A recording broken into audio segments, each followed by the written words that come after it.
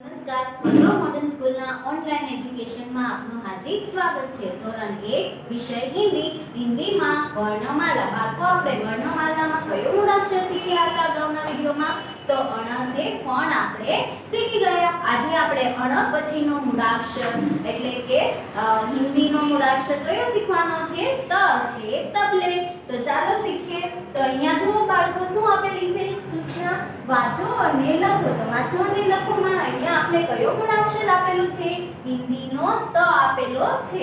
તો હિન્દીનો ત કઈ રીતે લખાય? તો અહીંયાથી આ રીતે અહીંયાથી લખવાની શરૂઆત કરવાની। અહીંયાથી આ રીતે આમ, અને પછી ઊભી લીટી, અને ત્યાર પછી ઉપરની આડી લીટી કરવાની। આને શું કહેવાય? ત સે તબલે। તો તબલેની નીચે આપણે ત શેમાં આપેલો છે? ટપકામાં આપેલો છે। તો આ ત આપણે ઘૂંટવાનો છે। તો ચાલો ઘૂંટીએ।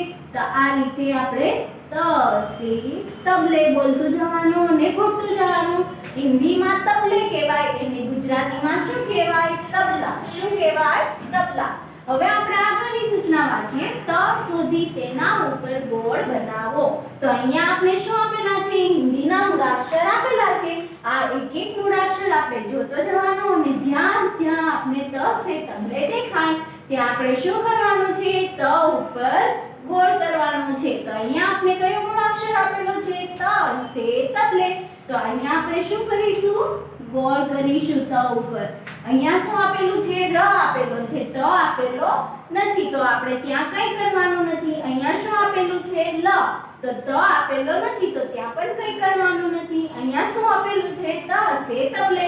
તો આપણે ત શોધી તેના પર ગોળ કરવાનું છે, માટે આપણે અહીંયા શું કરીશું? ગોળ કરીશું। હવે અહીંયા ક આપેલો છે, અહીંયા આપણે કંઈ કરવાનું નથી। અહીંયા ત આપેલો છે નહીં, અહીંયા આપેલું છે ત સે તબલે, તો હા, તો આપણે ત શોધવાનો છે, તેની ઉપર ગોળ કરવાનું છે, માટે અહીંયા આપણે શું કર્યું? ગોળ કર્યું। અહીંયા ત આપેલો છે નહીં, અહીંયા આપેલો છે હા, તો અહીંયા ત સે તબલે આપેલું છે। તો આપણે અહીંયા ત ઉપર શું કરીશું? ગોળ કરીશું। અહીંયા ત આપેલો છે નહીં, અહીંયા ત આપેલો છે નહીં, અહીંયા આપેલો છે તો હા, તો અહીંયા આપણે ત ઉપર શું કરવાનું છે? ગોળ કરવાનું છે। અહીંયા આપેલો છે ત નહીં, અહીંયા આપેલો છે નહીં, અહીંયા આપેલો છે નહીં। તો બાળકો, અહીંયા આપણે શું શીખ્યા? આપણે અહીંયા ત શોધી તેના પર ગોળ કરતા શીખ્યા। હવે આપણે અહીંયા જોઈએ આગળની સૂચના શું આપેલી છે? વાંચો। તો અહીંયા આપણે કયો મૂળાક્ષર આપેલો છે? ત સે તબલે। તો આપણે આંગળી ફેરવીને ત સે તબલે વાંચવાનું છે। ત્યાર પછી અહીંયા શું આપેલું છે? રંગ પૂરો। તો રંગ પૂરોમાં અહીંયા આપણે શું આપેલું છે? ત સે તબલે। તો આપણે અહીંયા ત સે તબલે આપેલું છે, એમાં રંગ પૂરવાનો છે। પણ રંગ કઈ રીતે પૂરવાનો બાળકો? જે રીતે આપણે ત લખીએ એ જ રીતે પૂરવાનો છે। તો અહીંયાથી આપણે લખવાની શરૂઆત કરીએ, માટે અહીંયાથી આપણે રંગ પૂરવાનો છે। તો આ રીતે બંને લીટીની બહાર ન જાય રંગ, તેનું ખાસ ધ્યાન રાખવાનું છે। પછી આ ઊભી લીટી, અને ત્યાર પછી આપણે ઉપરની આડી લીટીમાં રંગ પૂરવાનો છે। તો આ રીતે આપણે ત સે તબલેમાં રંગ પૂરતા શીખ્યા। હવે અહીંયા આપણે સૂચના શું આપેલી છે? ટપકાને જોડો। તો અહીંયા ટપકામાં આપણે કયો મૂળાક્ષર આપેલો છે? ત સે તબલે। તો અહીંયા ત સે તબલે આપણે શું કરીશું? ઘૂંટીશું પેન્સિલથી। તો આ રીતે પેન્સિલથી આપણે ત સે તબલે ઘૂંટ્યો। હવે આપણે આગળની સૂચના વાંચીએ। વાંચો અને લખો। તો વાંચો અને લખોમાં અહીંયા કયો મૂળાક્ષર આપેલો છે? ત સે તબલે। તો અહીંયા બંને લીટીને અડીને આપણે ત ટપકામાં આપેલો છે, આ તો ટ આપણે શું કરવાનું છે? ઘૂંટવાનું છે। તો આપણે આ રીતે ત સે તબલે ઘૂંટવાનું છે। હવે આપણે બે લીટીની અંદર ખાલી જગ્યા આપેલી છે, ત્યાં આપણે ત સે તબલે અહીંયા પહેલું આપેલું છે ત્યાંથી જોઈને અહીંયા આપણે ત સે તબલે લખવાનું છે। કઈ રીતે લખીશું બાળકો? તો અહીંયાથી આ રીતે આમ ગોળ કરીને પછી આડી લીટી, ત્યાર પછી ઊભી લીટી, અને ત્યાર પછી ઉપરની આડી લીટી કરવાની છે।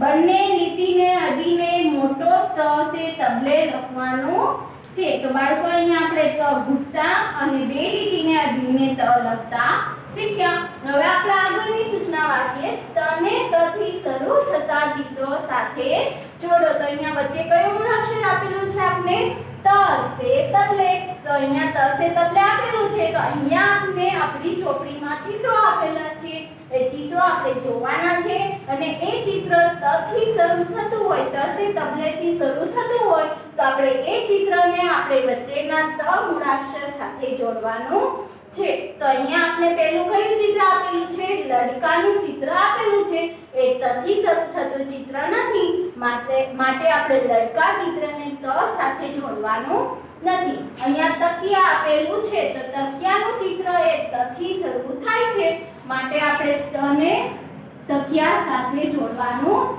છે આ રીતે હવે આગળનું ચિત્ર આપણે તરબૂચનું આપેલું છે તો અહીંયા તરબૂચનું ચિત્ર આપેલું છે એ ત થી શરૂ થાય છે માટે આપણે ત ને તરબૂચના ચિત્ર સાથે જોડવાનું છે હવે આગળ શેનું ચિત્ર આપેલું છે પર્વતનું તો પર્વત એ ત થી શરૂ થતું ચિત્ર નથી માટે તેને જોડવાનું નથી હવે આપણે આગળનું ચિત્ર જોઈએ તલવાર તો તલવારનું ચિત્ર આપેલું છે અહીંયા ત થી શરૂ થાય છે એ ચિત્ર માટે આપણે તલવાર ચિત્રને ત સાથે જોડવાનું છે હવે અહીંયા બછડા આપેલું છે તો બછડાનું ચિત્ર એ ત થી શરૂ થતું નથી માટે તેને જોડવાનું નથી હવે અહીંયા કયું ચિત્ર આપેલું છે તબલે આપેલું છે તબલાનું ચિત્ર આપેલું છે ત થી શરૂ થાય છે માટે તબલે ચિત્રને ત સાથે જોડવાનું છે આ રીતે તો આપણે અહીંયા શું શીખ્યા બાળકો અહીંયા શું શીખ્યા ત થી શરૂ થતા ચિત્રને ત સાથે જોડતા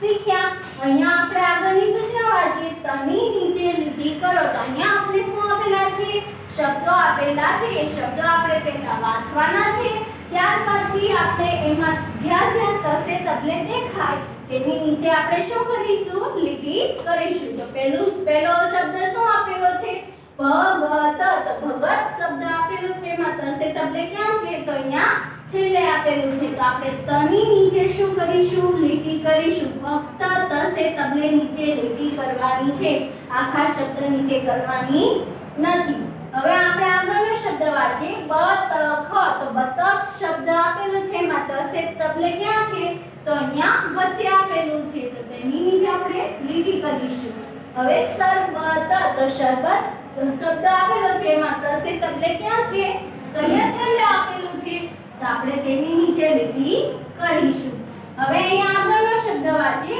ફુરસત તો ફુરસત શબ્દ આપેલો છે એમાં તસે તબલે ક્યાં છે છેલ્લે આપેલું છે તો અહીંયા ત નીચે શું કરવાની છે આપણે લીટી કરવાની છે હવે આગળનો શબ્દ વાંચીએ તરંગ તો તરંગ શબ્દ આપેલો છે એમાં તસે તબલે ક્યાં આપેલું છે પહેલા આપેલું છે તો ત નીચે શું કરીશું લીટી કરીશું હવે આગળનો શબ્દ વાંચીએ તરુવર તો તરુવર શબ્દ આપેલો છે એમાં ત ક્યાં છે તો પહેલા આપેલો છે તો આપણે તેની નીચે શું કરીશું લીટી કરીશું તો બાળકો અહીં આપણે શું શીખ્યા શબ્દ વાંચ્યો અને શબ્દમાં જ્યાં જ્યાં તસે તબલે હતું તેની નીચે આપણે લીટી કરતા શીખ્યા હવે આપણે આગળની સૂચના વાંચીએ તથી જુદા અક્ષર ઉપર ચોકડી કરો તો અહીંયા આપણે હિન્દીના મૂળાક્ષર આપેલા છે એક એક મૂળાક્ષર જોતો જવાનો અને જ્યાં જ્યાં તથી જુદા અક્ષર આપેલા હોય તેની ઉપર આપણે શું કરીશું ચોકડી કરીશું તો જોઈએ અહીંયા પહેલો મૂળાક્ષર શું આપેલો છે ત સે તબલે તો ત્યાં કંઈ કરવાનું નથી આપણે તો તથી જુદા અક્ષર ઉપર ચોકડી કરવાની છે તો અહીંયા કંઈ કરવાનું નથી હવે આગળનો મૂળાક્ષર ત આપેલો છે નહીં ર આપેલો છે તો ર એ તથી જુદો અક્ષર છે માટે ચોકડી અહીંયા લ આપેલો છે તથી જુદો છે માટે ચોકડી અહીંયા ત સે તબલે આપેલું છે ત્યાં કંઈ કરવાનું નથી અહીંયા ક આપેલો છે તો તથી જુદો અક્ષર છે માટે ચોકડી કરીશું અહીંયા જ સે જહાજ આપેલું છે તથી જુદો અક્ષર છે માટે ચોકડી અહીંયા તસે તબલે આપેલું છે તો ત્યાં કંઈ કરવાનું નથી અહીંયા ન આપેલો છે તો તથી જુદો અક્ષર છે માટે ચોકડી અહીંયા વ આપેલું છે તો તથી જુદો અક્ષર છે માટે ચોકડી અહીંયા તસે તબલે આપેલું છે તો ત્યાં કંઈ કરવાનું નથી અહીંયા તસે તબલે છે તો ત્યાં પણ કંઈ કરવાનું નથી અહીંયા ન આપેલો છે તો તથી જુદો અક્ષર છે માટે ચોકડી અહીંયા તસે તબલે આપેલું છે ત્યાં આપણે કંઈ કરવાનું નથી. અહીંયા મ આપેલો છે તો થી જુદો અક્ષર છે માટે ચોકડી. અહીંયા ભ આપેલો છે થી જુદો અક્ષર છે માટે ચોકડી. તો બાળકો અહીંયા આપણે શું શીખ્યા?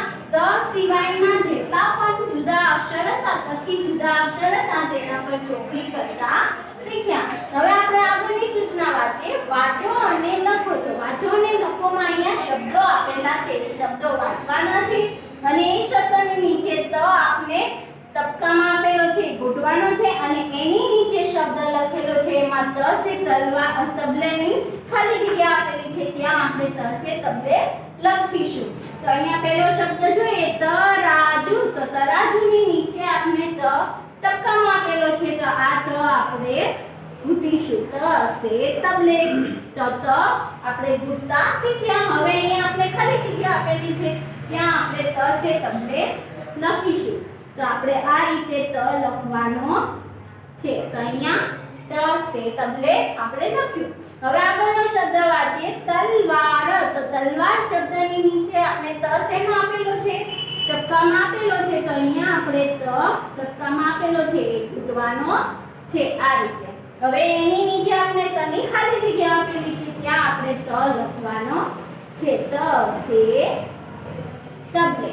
તો અહીંયા ત સે તબલે લખ્યું તો શબ્દ પૂર્ણ થયો. તલવાર.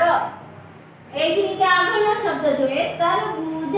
તો તરબૂચ શબ્દની નીચે ત શેમાં આપેલો છે? આપણે ટપકામાં આપેલો છે. તો અહીંયા આપણે ટપકામાં આપેલો ત ઘૂંટવાનો છે આ રીતે. હવે અહીંયા ખાલી જગ્યા આપેલી છે તની, તો ત્યાં આપણે ત સે તબલે લખીશું. તો આ રીતે ત સે તબલે લખ્યું તો શબ્દ પૂર્ણ થયો તરબૂચ. એ જ રીતે અહીંયા તકિયા આપેલું છે. તો તકિયાની નીચે શબ્દ શેમાં આપેલો છે? ટપકામાં આપેલો છે. તો આપણે અહીંયા ત ઘૂંટીશું આ રીતે. હવે અહીંયા આપણે ત સે તબલેની ખાલી જગ્યા આપેલી છે, તો આપણે અહીંયા ત સે તબલે લખીશું. તો આ રીતે આપણે ત સે તબલે લખ્યું તો શબ્દ પૂર્ણ થયો તકિયા. તો બાળકો અહીંયા આપણે શબ્દ વાંચ્યો. ટપકામાં ત આપેલો હતો તે ઘૂંટ્યો અને ખાલી જગ્યામાં ત સે તબલે લખતા શીખ્યા. તો હવે આપણે આગળની સૂચના વાંચીએ. શબ્દમાંથી ત શોધી તેના ઉપર ગોળ બનાવો. તો અહીંયા આપણે એક શબ્દ આપેલા છે, એ શબ્દ આપણે પહેલા વાંચીશું અને ત્યાર પછી તેમાં જ્યાં જ્યાં ત સે તબલે દેખાય ત્યાં આપણે શું કરીશું? ગોળ કરીશું. તો પહેલો અહીંયા નમૂનો આપેલો છે, તો શબ્દ વાંચીએ. તકલી. તો તકલી શબ્દ આપેલો છે, એમાં ત સે તબલે ક્યાં છે? અહીંયા પહેલો છે, તો તેના પર શું કરેલું છે? ગોળ કરેલું છે. એ જ રીતે અહીંયા તપસી. તો તપસી શબ્દ આપેલો છે, એમાં ત સે તબલે પહેલા આપેલું છે, તો આપણે તેના પર શું કરીશું? ગોળ કરીશું. હવે આપણે આગળનો શબ્દ વાંચીએ. પતલા. તો પતલા શબ્દ આપેલો છે, એમાં ત સે તબલે વચ્ચે આપેલું છે, તો આપણે તેના પર શું કરીશું? ગોળ કરીશું. હવે અહીંયા ખેત આપેલું છે, તો ખેતમાં ત સે તબલે ક્યાં આપેલો છે? છેલ્લે આપેલો છે, તો અહીંયા આપણે ત ઉપર શું કરીશું? ગોળ કરીશું. તો બાળકો અહીંયા આપણે કયો મૂળાક્ષર શીખ્યા? ત સે તબલે. તો આપણે અહીંયા ત સે તબલે મૂળાક્ષર પૂર્ણ કર્યો. તો બાળકો આજનું આપણું હોમવર્ક છે હિન્દીની ચોપડીમાં પેજ નંબર 27 અને પેજ નંબર